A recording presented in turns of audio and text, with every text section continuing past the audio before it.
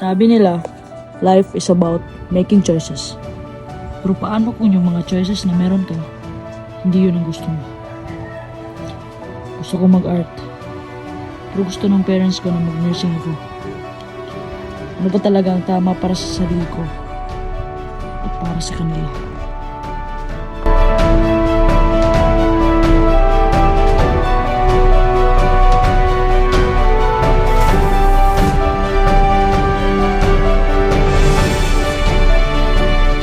Ikaw pala yan, Nika. Hi! Kamusta ka na? Okay lang naman, ikaw? Okay lang.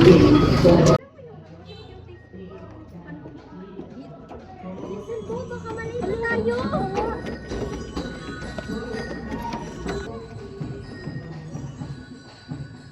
Wala na, mali tayo.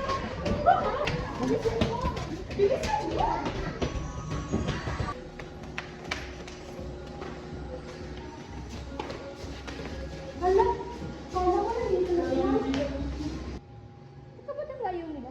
Hoy, Nika, ano ka dito? Ano kayo? Layo-layo na sila. KJ niyo.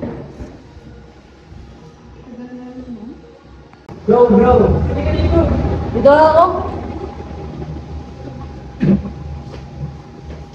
Like, ba't parang ang tahimik mo? Kanina ka lang ah. Yun nga.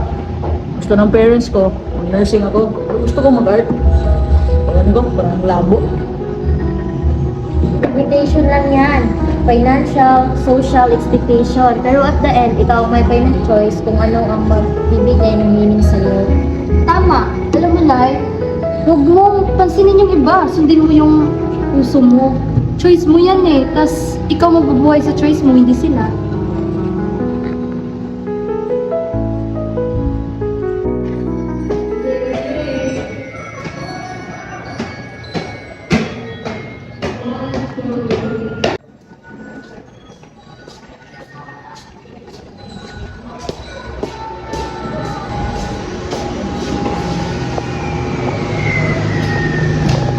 Good day, everyone!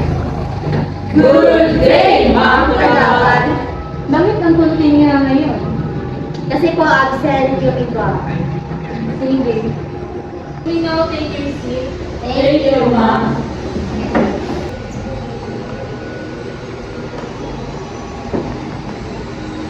And now, we're talking about the topic of spirit and soul. Does anybody know what is spirit and soul? And the differences of it?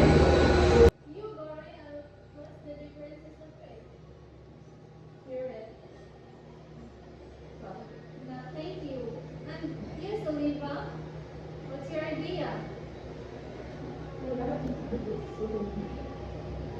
Don't laugh.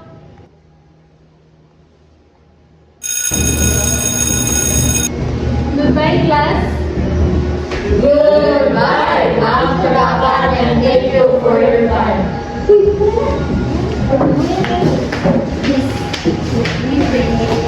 Ikaw muna, Alibay. Dito ka.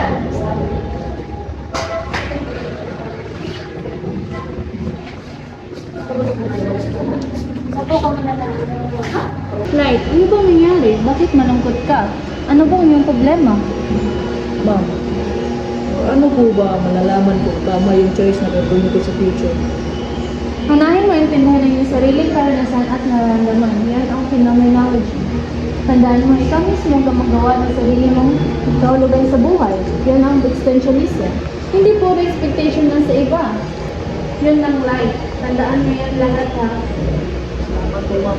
Ano na po ako? Sige life, mag-ingat ka.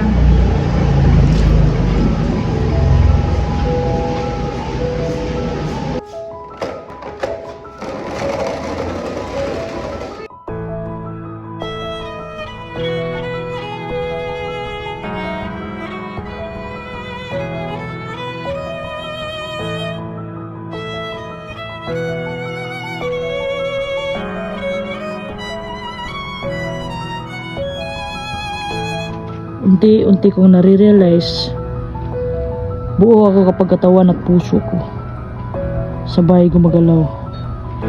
Maisaysay ang ginagawa ko.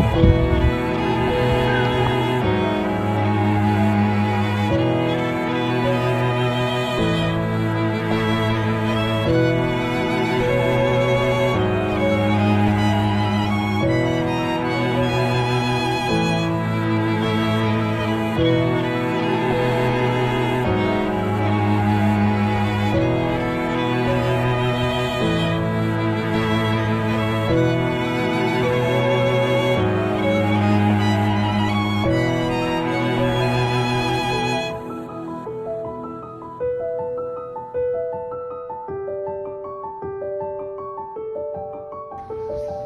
ko palang lampasan ang takot ko. Hindi ko kailangan mamili lang ng isa. Pwede kong pagsamahin ang passion ko at ang responsibility ko. Pwede akong maging ako habang tumutulong para sa pamilya ko.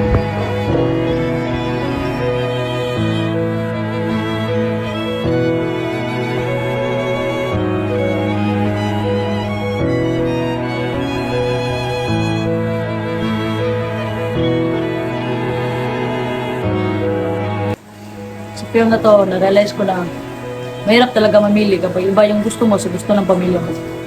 I relate personally kasi madaan din ako sa ganyang struggle. But at the end of the day, na-realize ko na ako pa rin nagagawa ng meaning sa buhay ko. Oo, may limitations ako. Pero, expectations ng iba. Pero ang importante, maging totoo ako sa sarili ko habang iniisip ko ang future ng pamilya ko. Bilang teacher, nakita ko na hindi lang grades at academic ang importante. Ang mas mahalaga ay ang self-discovery ng students, yung philosophy sa existentialism at phenomenology. Hindi lang siya big words, guide siya kung paano ka mag-decide ng mas meaningful sa life. At proud ako kay Life na natuto siyang mag-reflect. Para sa akin, natutunan ko na hindi pagiging selfish, napiliin mo yung passion mo. Kasi kung dun ka magiging buo at masaya, why not, di ba? Minsan, kailangan din natin ng kaibigan o friend na magpapaalala sa atin na kailangan din nating sundin yung sarili nating kaligayahan. Kasi kung hindi natin gusto yung ginagawa natin, para saan pa, di ba? Na-realize ko na lahat tayo ay may sariling limitation. Pero kapag nag-reflect ka, mas makikita mo kung ano yung worth it. Kapag ginagawa mo yung bagay na gusto mo, buo ka. Hindi lang katawan mo yung gumagalaw, pati puso at isip sumasama. Hanggang sa feeling. Habang tumutulong ako sa paglilinis, unti-unti kong narealize na hindi lang pala environment yung nililinis namin, kundi sarili din. Yung mga doubts at worries, unti-unti nabawasan kapag may ginagawa kang meaningful sa buhay mo kasama yung iba. Nakikita ko kay Life mo na hindi madaling gumawa ng big decisions. Pero natutunan ko na kahit mahirap, kailangan natin lumaban para sa kung sino talaga tayo. Inspire ako kay Light kasi pinili niya yung pangarap niya kahit ang daming presyo. Tuloy napaisip ako na dapat ako din. Huwag matakot ipaglaban yung pangarap ko. Kasi kung palagi kang takot, hindi ka usad.